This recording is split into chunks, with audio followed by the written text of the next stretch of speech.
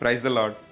మరి ఒక ఉదయం మిమ్మల్ని ఈ విధంగా కలుసుకోవడానికి దేవుడు మనకు అనుగ్రహించిన మహోన్నతమైన కృపను బట్టి దేవాతి దేవునికి కృతజ్ఞతాస్తుతులు చెల్లిస్తున్నాను. ఎలా ఉన్నారంతా? ప్రతి ఒక్కరు బాగున్నారని ఆశిస్తున్నాను. మనకి దావీదు గొల్యాతు స్టోరీ తెలుసు కదా. దావీదు గొల్యాతుని చంపడానికి వెళ్లే ముందు చాలా మంది అడ్డుపడ్డారంట, అపహసించారట.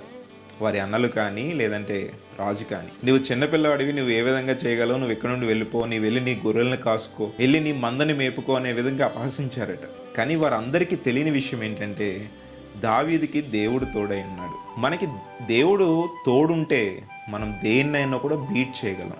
ఈరోజు ప్రతి ఒక్కరి ముందు గొల్యాతు లాంటి సమస్యలు ఉంటాయి, గొల్యాతు లాంటి ఇబ్బందులు ఉంటాయి, గొల్యాతు లాంటి అడ్డుబండలు ఉంటాయి. వాటన్నిటినీ మనం జయించాలంటే దేవుడు మనకి తోడై ఉండాలి. దేవుడు మనకి తోడై ఉండాలి అని అంటే మనం ఆయన అడుగు జాడల్లో నడుచుకోవాలి. ఆయనకి ఇష్టనిగా మనం జీవించాలి.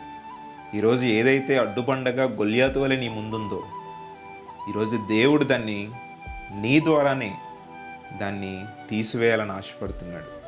కాబట్టి దేవుడు నీకు తోడై ఉన్నాడు. నీవు దేని గురించి చింతించాల్సిన అవసరం కానీ, దేని గురించైనా భయపడాల్సిన అవసరం కానీ మనకెన్నడూ లేదు. అసలు మనకుండనే ఉండకూడదు. ఎందుకంటే దేవుని బిడ్డల మీద దేవుని యొక్క కనుదృష్టి ఉంటుంది. ఆయన మనకు తోడై ఉంటాడు. అందుకే అంటాడు కదా, నేను నీకు తోడై ఉన్నాను, నువ్వు భయపడొద్దు అని.